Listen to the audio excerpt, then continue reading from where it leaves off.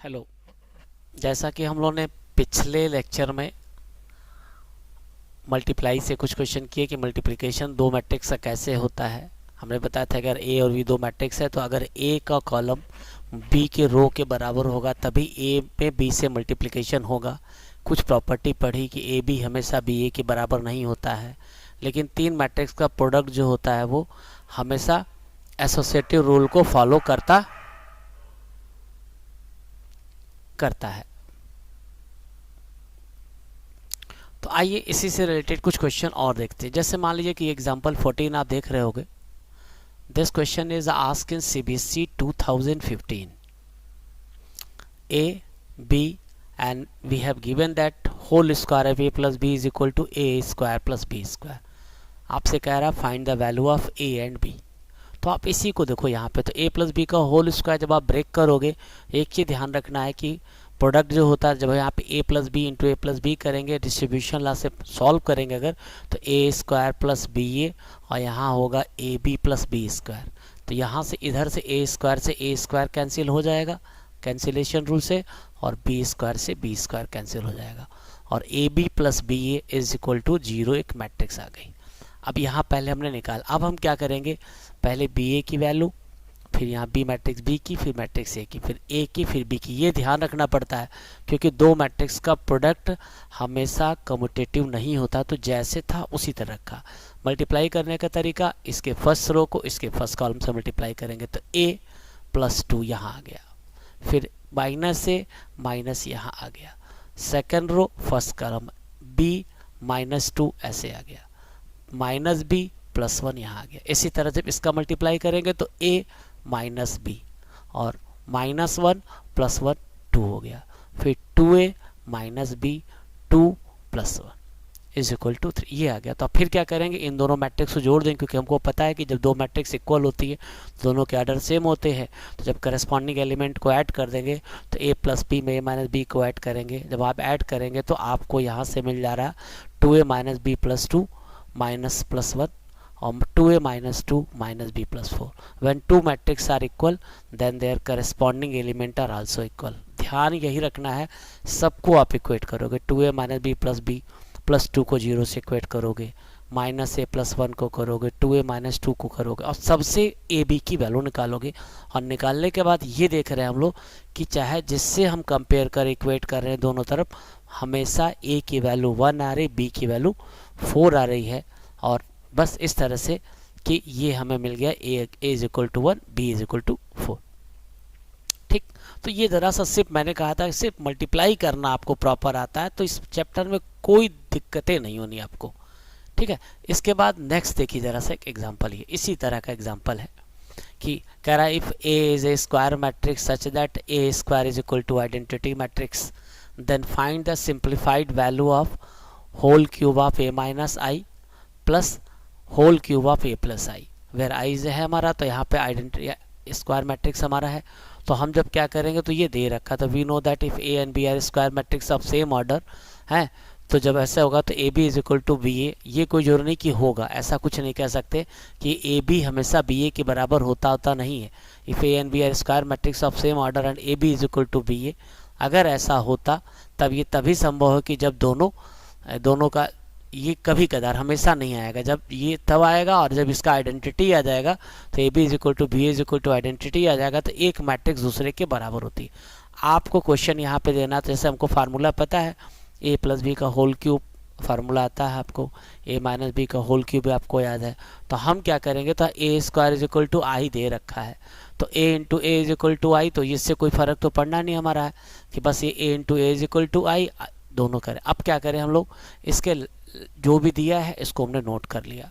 अब यहाँ पे a माइनस बी का होल क्यूब फार्मूला लगा दिया, यहाँ पे a प्लस बी का। जब आप ब्रेक करोगे तो ब्रेक करने के बाद इस चीज़ को हमेशा दिमाग पर रख लेना है कि a स्क्वायर की वैल्यू हमारी आइडेंटिटी मैट्रिक्स आ रही है। पहले हमने इसको ब्रेक कर लिया, जो कुछ कैंसिल होता कैंसिल करा दिया, कैंसिल कराने के बाद हमें ये बचा। अब हमको पता है कि a square is equal to identity matrix है, तो हमें पता है कि तीन मैट्रिक्स का प्रोडक्ट जो होता है ना, तो इस ए क्यूब को हम लोग क्या करें, ए इंटू ए स्क्वायर कर देंगे बस खाली, और फिर इन place of this A square identity लिख देंगे। और हमको पता है कि आइडेंटिटी से मल्टीप्लाई करने पे मैट्रिक्स पे कोई इफेक्ट पड़ता नहीं है।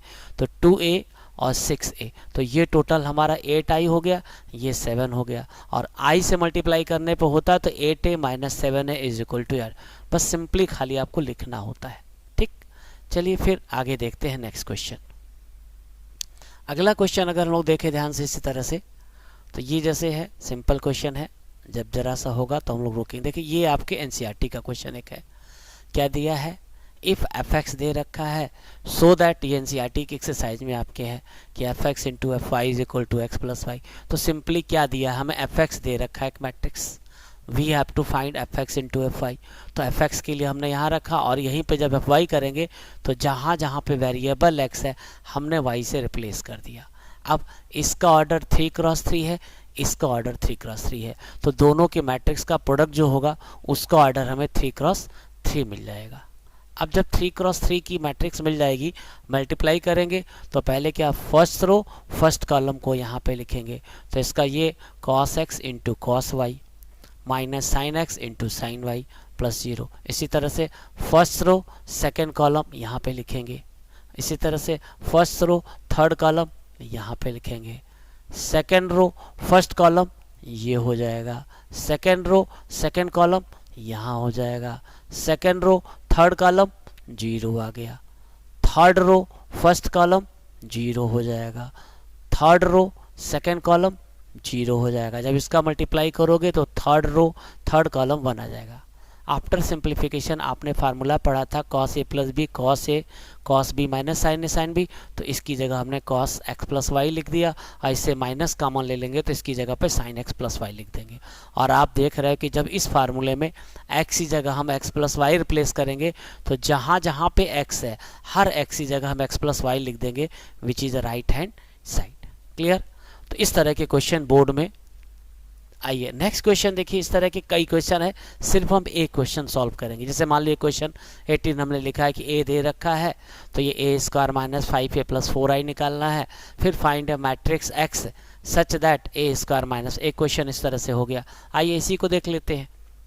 जैसे मान लीजिए इसी क्वेश्चन को सॉल्व करना है, तो इसके लिए पहले हमें ए स्क्वायर की ज़रूरत पड़ेगी। तो मैट्रिक्स ए दे रखा है तो पहले ए स्क्वायर करेंगे, फिर ए में -5 से मल्टीप्लाई करेंगे, 4 इंटू आई करेंगे, फिर सबको सिंप्लीफाई कर लेंगे, तब इसके बाद आगे बढ़ेंगे हम लोग। आइए देखा जाए, तो सबसे पहले हम लोग क्या करते हैं कि ए स्क्वायर की वैल्यू निकालेंगे। तो ए हमारा 3x3 की एक मैट्रिक्स है, तो ए स्क्वायर ये मैट्रिक्स है। तरीका क्या होगा, first row first column 4 plus 0 plus 1 यहाँ आ गया, फिर देखिए जब first row second column 0 0 minus 1 यहाँ आ गया, फिर 2 0 0 यहाँ आ गया। इसी तरह से second row first column 4 plus 2 plus 3 यहाँ नोट कर लिया हमने, फिर second row second column 0 1 minus 3 यहाँ आ गया। इसी तरह से second row third column 2 plus 3 plus 0। इसी तरह से third row first column 2 minus 2 0 यहाँ आ गया। इसी तरह से 0 माइनस 1 0 यहाँ आ गया, फिर ये 1 माइनस 3 0। जब आप सिंप्लीफाई करोगे तो आपको ए स्क्वायर की वैल्यू, मेन ए स्क्वायर था एक्चुअली, हमें A square minus 5a plus 4i find out करना था। तो ए स्क्वायर की वैल्यू हमने लिख दी यहाँ पे, फिर ए की वैल्यू लिख दी यहाँ पे हमने से, फिर 4i है तो आई आइडेंटिटी मैट्रिक्स ऑफ ऑर्डर हमने लिख दिया। इसके बाद क्या करेंगे, इसके हर एलिमेंट में -5 से मल्टीप्लाई कर दें, और यहाँ पे अगर हम लोग ऐसे प्लस साइन लगा दें और अंदर के सभी को साइन को चेंज कर दें, तो जब आप जोड़ोगे ना तो आपको आराम रहेगा। ऐसे देखिए ये हमने क्या किया, ऐसे कर दिया है पे। अब जब जोड़ेंगे तो ये आ रहा है आपका 5 और 4 9 और -10 या -1 आ गया। इसी तरह से -1 ये आ गया आपका, इसी तरह से 2 और -5 -3 आ गया आपका। ठीक है, इसी तरह जब आगे बढ़ रहे हैं हम लोग, इधर देखिए ध्यान से, तो अगर आप इसको सॉल्व कर रहे हैं यहाँ पे, ठीक, तो ये हम पूरी मैट्रिक्स मिल जा रही है हमारी।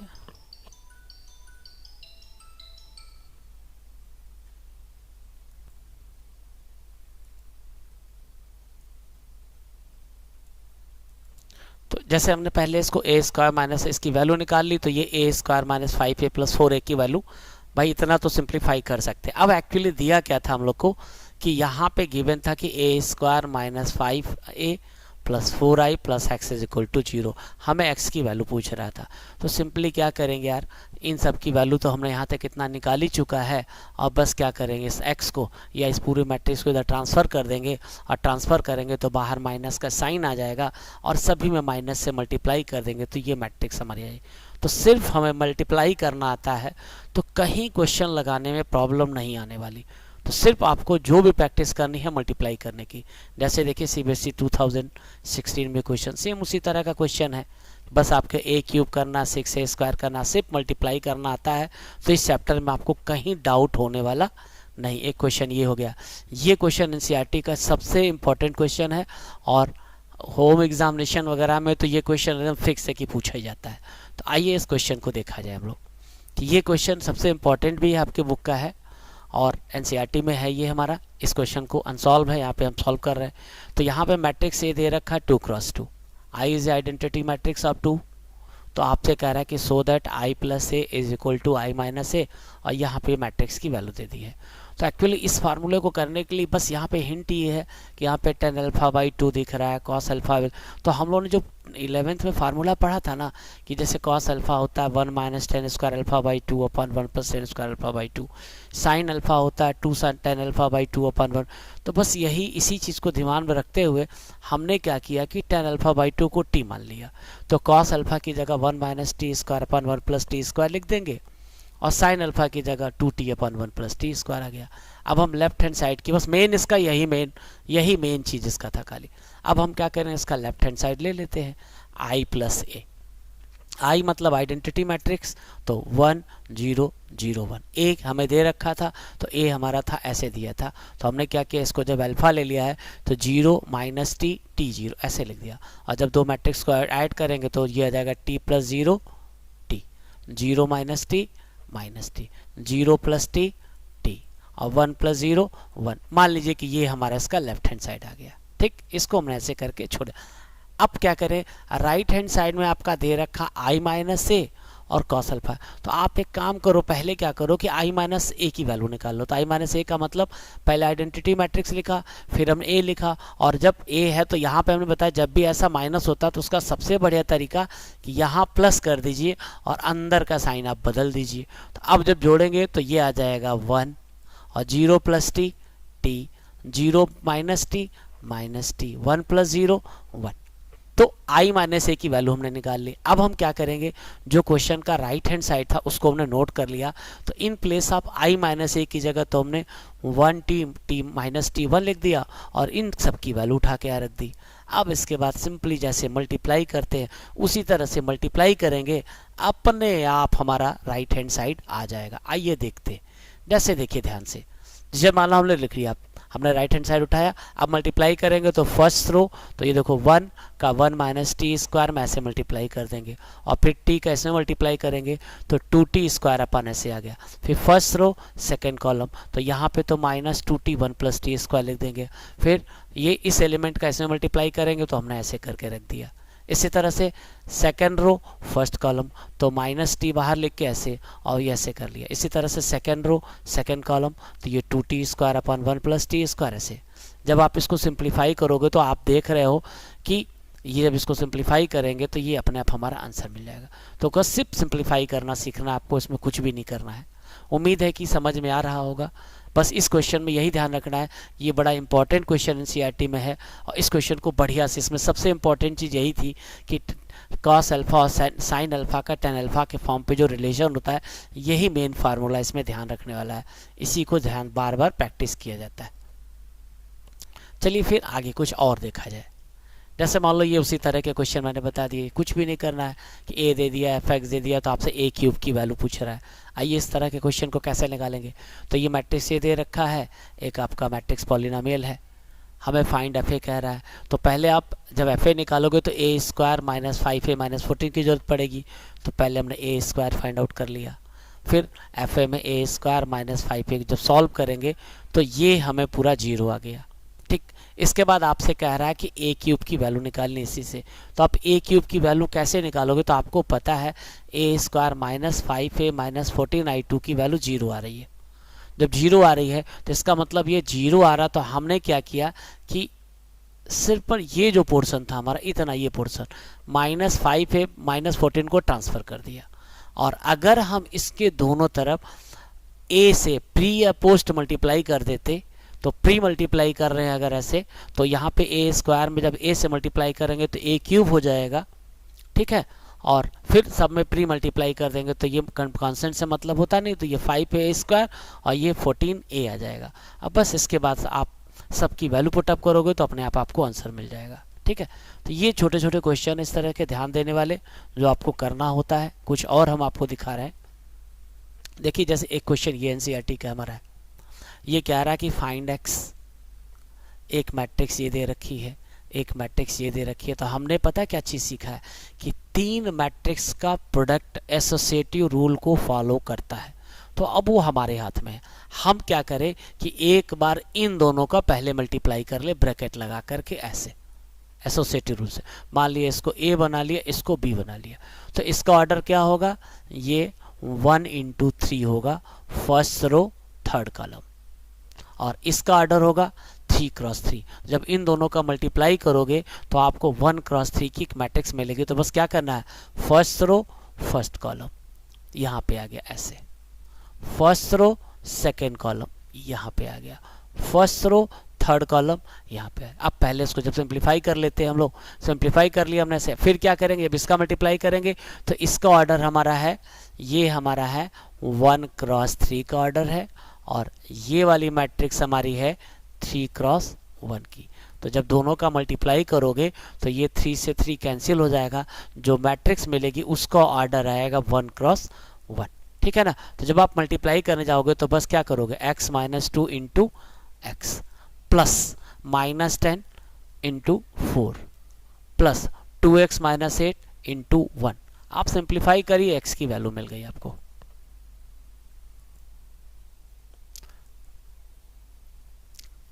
तो हम लोगों ने कुछ क्वेश्चन देखे कि कैसे मल्टीप्लाई करते हैं, ठीक है ना।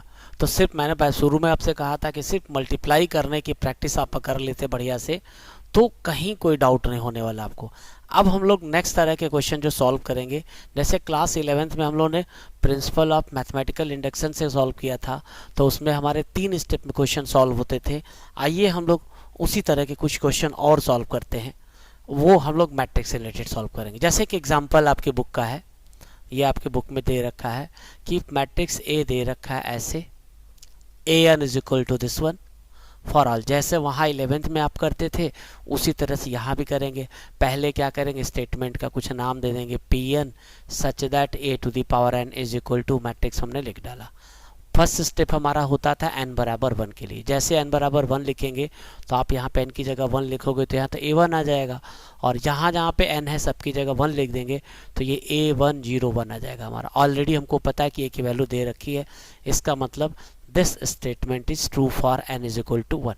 फिर हम लोग स्टेप सेकेंड करते थे, जिसको हम इंडक्शन कहते थे, ये है तो आगे होगा। तो हम लोग मान लेते हैं कि let us assume that this result is true for n is equal to m। तो हम क्या करेंगे, जो वेरिएबल n था हमारा वहाँ पे हमने m लिख दिया, और फिर हमने मान लिया कि ये हमारा इक्वेशन नंबर 1 आ गया। अब अगर ये statement n is equal to m के लिए ट्रू है, तो ये स्टेटमेंट n की जगह पे m प्लस 1 लिखने के लिए ट्रू होगा। तो बस वहाँ पे जैसे pm प्लस 1 दिखाना होता था, तो जब pm प्लस 1 लिखेंगे तो जहाँ n है उसकी जगह m प्लस 1 लिख देंगे। और अभी हम लोगों ने पावर मैट्रिक्स पढ़ा है, तो इसकी जगह a की पावर m इंटू a लिख देंगे, ठीक है। a की पावर m इंटू a कर दे हम लोग ऐसे। और जब हम ऐसा कर रहे हैं तो हम क्या करेंगे कि यहाँ पे a की वैल्यू पुटअप करेंगे। तो a की वैल्यू तो हमको दे रखी है a10a, और a to the power m हम फ्रॉम 1 से लिख देंगे। और जैसे मैट्रिक्स का मल्टीप्लाई करते उसी तरह से करेंगे, फर्स्ट रो फर्स्ट कॉलम यहाँ पे a की पावर m प्लस 1 ये आ गया। इसी तरह से a जब इससे मल्टीप्लाई करेंगे तो m a की पावर m आ जाएगा हमारा, और प्लस a की पावर m आ जाएगा। इसी तरह से सेकेंड रो फर्स्ट कॉलम, तो ये 0 हो जाएगा। इसी तरह से सेकेंड रो ये तो 0 हो जाएगा, ये ए की पावर m प्लस 1। तो सिंप्लीफाई कर लेंगे, और जब हमने देखा है कि जो हमारा ये स्टेट ए एन था ना हमारे से, अगर हम इस n की जगह पे m प्लस 1 लिखते तो यहाँ पे हमें m प्लस 1 मिलता, यहाँ पे हमें m प्लस 1 और यहाँ पे a की पावर m मिलता, यहाँ पे 0 मिलता, यहाँ पे m प्लस 1 मिलता। इसका मतलब राइट हैंड साइड आ रहा है। It means this statement is true for n is equal to m plus 1 whenever it is a true for n is equal to m. Hence by principle of mathematical induction this result is true for all positive। जैसे 11th में करते थे, बस यहाँ नया काम क्या है कि मल्टीप्लिकेशन वगैरह आपको मैट्रिक्स मेथड से करना होता है। ठीक, इसके बाद आइए एक आध एग्जाम्पल और देखते हैं। जैसे देखिए ये भी एक एग्जाम्पल आपका है, ठीक है, सेम क्वेश्चन उसी तरह जैसे मैंने बताया आप देख लेंगे। इसका ये वाला क्वेश्चन जैसे है हमारा, इस क्वेश्चन को देखते हैं, या इसको भी ना देख करके हम लोग आइए इस ट्रिग्नोमेट्री वाले क्वेश्चन को देखा जाए।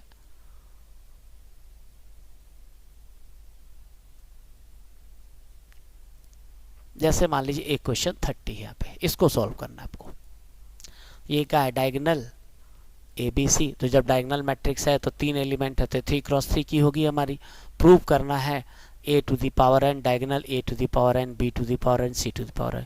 तो हम क्या करेंगे, जब भी इसको प्रूव करेंगे तो 3 स्टेप में बांट लेंगे। स्टेप 1 में n इज इक्वल टू 1 लिखेंगे, तो हमको पता है कि a इज इक्वल टू ये पहला, तो P1 ट्रू हो जाएगा। फिर मान लेंगे कि ये स्टेटमेंट n बराबर m के लिए ट्रू है, तो जहाँ पे n उसकी जगह m कर देंगे तो ये रिजल्ट आएगा। फिर इसको मान लेंगे this is equation number 1।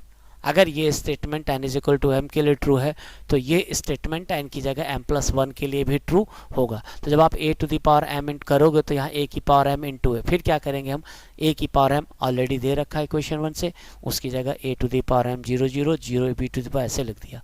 a की वैल्यू है, मल्टीप्लाई करेंगे, फर्स्ट रो फर्स्ट कॉलम यहाँ पे आ जाएगा, फर्स्ट रो सेकेंड कॉलम यहाँ पे, फर्स्ट रो थर्ड कॉलम यहाँ पे, सेकेंड रो फर्स्ट कॉलम यहाँ पे, second row second column multiply करेंगे, सेकेंड रो थर्ड कॉलम यहाँ पे, थर्ड रो फर्स्ट कॉलम जब करस्पॉन्डिंग एलिमेंट से मल्टीप्लाई करेंगे, थर्ड रो सेकेंड कॉलम यहाँ पे, और थर्ड रो थर्ड कॉलम ऐसे आ गया। और फिर हम ये देख रहे हैं कि अगर हम Pm प्लस 1 हमें लिखना होता, this is a Pm plus 1, क्योंकि जब हमें n की जगह पे क्या करेंगे, यहाँ पे फार्मूला दे रखा हमारा, तो जैसे n की जगह पे m प्लस 1 लिखेंगे तो यहाँ m प्लस 1 आ जाएगा, यहाँ m प्लस 1 आ जाएगा यहाँ। इसका मतलब this statement is true for n is equal to m plus 1। Hence by principle of mathematical induction it is true for n is equal to m plus 1। तो सिर्फ लिखना आपको आता, मैंने शुरू में कहा था लिखना आता है, प्रोडक्ट करना आता है, तो इस चैप्टर में कोई डाउट नहीं होगा। ये भी क्वेश्चन आपके मिसलेनियस में बड़ा अच्छा सवाल है। आइए इसको एग्जाम्पल में भी दे रखा है, एनसीईआरटी में भी है। तो आइए इस क्वेश्चन को जरा देखा जाए हम लोग। बस 2-3 क्वेश्चन और हैं, लगभग क्वेश्चन डिस्कस हो चुके हैं, अब आपको दिक्कत नहीं होनी चाहिए। कह रहा है A and B of square matrix of same order such that A B is equal to B, ये दे रखा है यहाँ पे। Then prove by principle of mathematical induction A B to the power N is equal to B to the power N into A. फिर कह रहा है इसी का फर्दर रिजल्ट प्रूव करके आवेगा ही। तो ये जो रिजल्ट है ना ये PMI से ही प्रूफ होगा, प्रिंसिपल ऑफ। तो पहले क्या करेंगे, सबसे पहले इसके क्या करें, इसको मान लेंगे PN। तो जब इसके लिए करेंगे for n is equal to 1, जब करोगे तो A B is equal to B already दे रखा है, इसका मतलब given statement is true for n is equal to.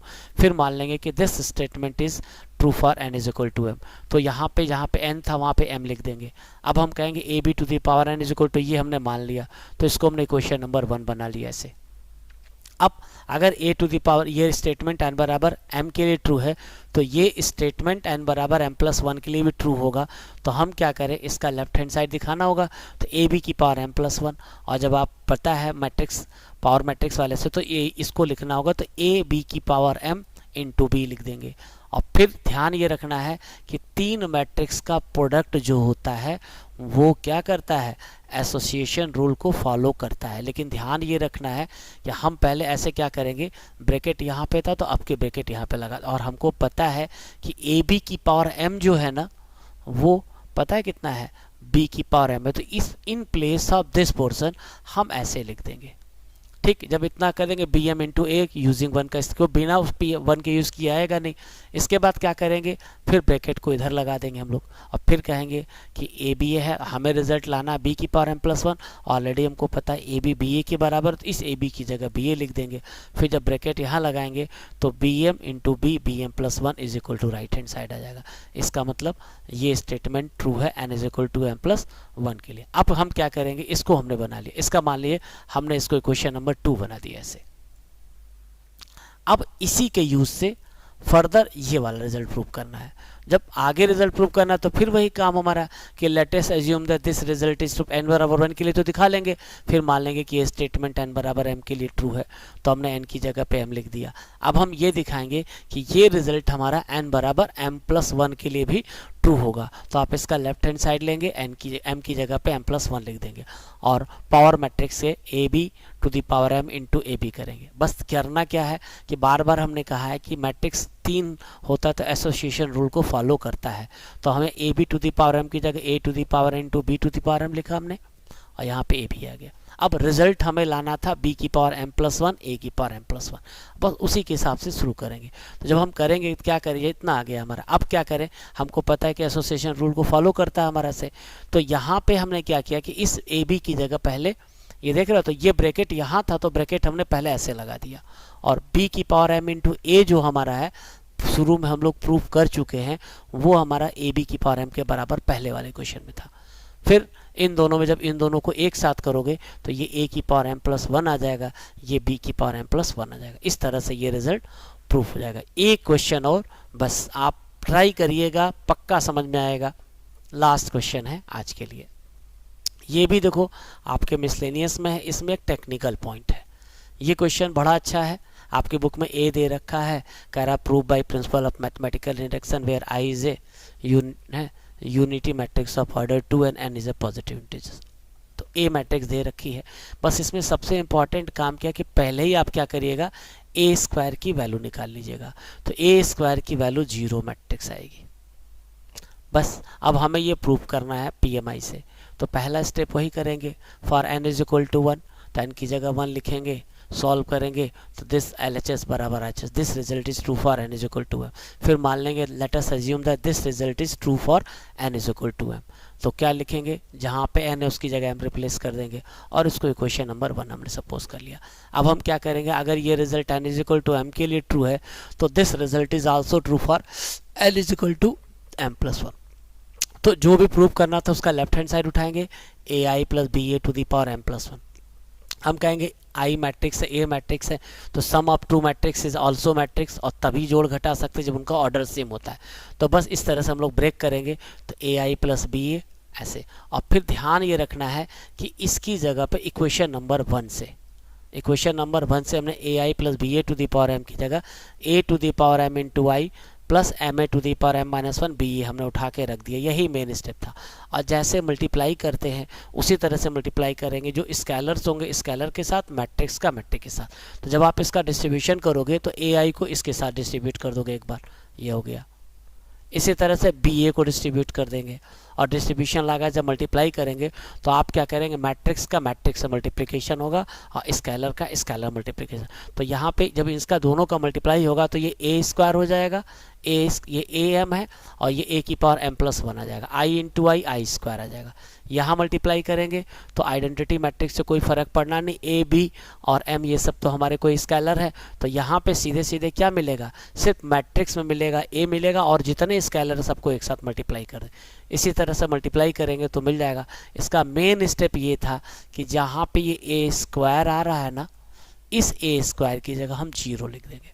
तो ये जब 0 लिख देंगे तो ये पूरा स्टेप हमारा खत्म हो जाएगा। बस यही ध्यान रखने वाला इसमें स्टेप था, ठीक। और आपको रिजल्ट में यहाँ लाना था कि पी एम प्लस 1 के लिए यहाँ पे n की जगह m प्लस 1 आना चाहिए था, और यहाँ पे जब n की जगह m प्लस 1 लिखोगे तो m प्लस 1 आ जाएगा, और यहाँ जब m प्लस 1 लिखोगे तो सिर्फ a की पावर m। तो इस तरह से उसका राइट हैंड साइड आएगा। तो ऐसे लिखने का आप खाली आपको तरीका सीखना होता है।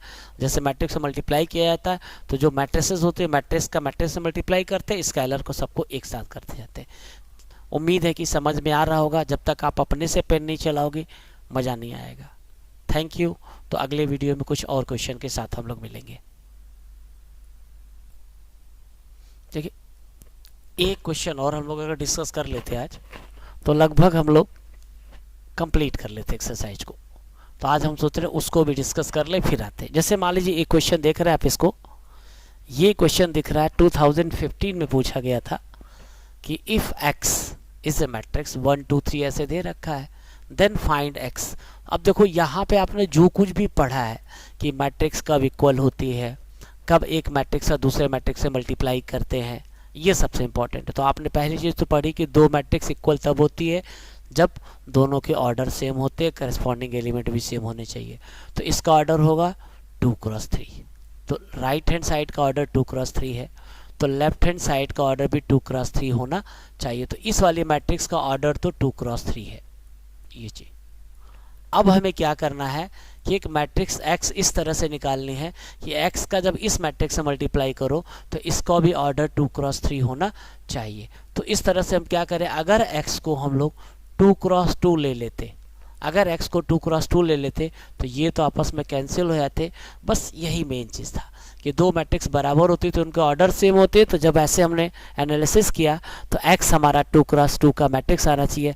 तो हमने मान लिया कि let x a b c d is a matrix of 2 cross 2। बस उसके बाद करना क्या था कि जो x की वैल्यू पुटअप कर दी। अब इसके बाद लेफ्ट हैंड साइड का प्रोडक्ट करेंगे तो a plus 4b, first row second column 2a plus 5b, first row third column 3a plus 6b, second row first column c plus 4d, 2c plus 5d, 3c plus 6d। फिर हम लोगों ने पढ़ा है कि जब दो मैट्रिक्स इक्वल होते हैं तो उनके करस्पॉन्डिंग एलिमेंट भी सेम होते हैं। अब ये ध्यान रखना है कि हमने सबको इक्वेट कर लिया, तो 1 2 3 4 5 6। अब हम क्या करेंगे, जैसे मान लो a प्लस 4b के कई क्वेश्चन यहाँ पे है, यहाँ पे दिख रहा है, तो इन दोनों को सॉल्व कर लिया हमने a प्लस 4b, ठीक, और यहाँ पे भी है, तो इन दोनों को सॉल्व करके a b की वैल्यू इस वाले में रख दी। इसी तरह c प्लस d के 3 इक्वेशन है, तो इन दोनों को सॉल्व किया, c और d की वैल्यू इसमें रख दी। तो अगर वो सेटिस्फाइड कर देते हैं तो हमारे, तो वही क्या किया हमने कि इन दो को सॉल्व कर लिया। मान लो पहले इसके इन दोनों को सॉल्व कर लिया हमने, तो ये वैल्यू आ गई। इसी तरह इन दोनों को सॉल्व कर लिया, इसके बाद जो वैल्यू आएगी उसको इसमें रख के सेटिस्फाई भी कर लेंगे। तो इस तरह से हम लोग देखेंगे कि a की जगह 1 आ जाएगा, b की जगह -2 आ जाएगा, c की जगह 2 और d की जगह 0। तो वही रिक्वायर्ड मैट्रिक्स हमारा मिल जाएगा। देखिए इसी तरह का एग्जाम्पलर में तो क्वेश्चन है, आप ट्राई कर लोगे। देखा ऐसा ना कि जैसे मान लीजिए कि यहाँ पे है तो इसका ऑर्डर क्या है 3 क्रॉस 3। तो जब ये 3 क्रॉस 3 है तो इसका लेफ्ट हैंड साइड भी 3 क्रॉस 3 होना। तो इस मैट्रिक्स का ऑर्डर कितना है, इसका ऑर्डर होगा 3 क्रॉस 2 है। इसमें 3 रो और 2 कॉलम है, और हमें जो मैट्रिक्स लेफ्ट हैंड साइड चाहिए वो 3 क्रॉस 3 की चाहिए। और जब आपको पता है कि जब इसका इससे मल्टीप्लाई करेंगे तो a का जो ऑर्डर आएगा वो हमारा 2 क्रॉस 3 आएगा। जब आएगा तो मल्टीप्लाई करोगे तो ये तो आपस में कैंसिल हो जाएगा। तो ए जो मैट्रिक्स एज्यूम करोगे वो 2 क्रॉस 3 की, मतलब 2 रो और 3 कॉलम लेंगे। तो हमने मान लिया कि लेट मैट्रिक्स 2 रो और 3 कॉलम है, X Y Z A B C. फिर हमने क्या किया, वैल्यू रख दी। अब बस मल्टीप्लाई करेंगे, फर्स्ट रो फर्स्ट कॉलम, यहाँ पे first row second column, first row third column, second row second column, first second row first column, second row second column, second row third column, third row first column, third row second column, third row third column. और फिर हमको पता है कि जब दो matrix बराबर होते हैं तो उनके करस्पॉन्डिंग एलिमेंट भी सेम होते हैं। तो सबको इक्वेट कर लेंगे, X Y Z A B C सबकी वैल्यू निकालेंगे, इस तरह से हमें आंसर मिल जाएगा। Thank you. फिर आगे हम लोग कुछ क्वेश्चन के साथ दोबारा मिलते हैं।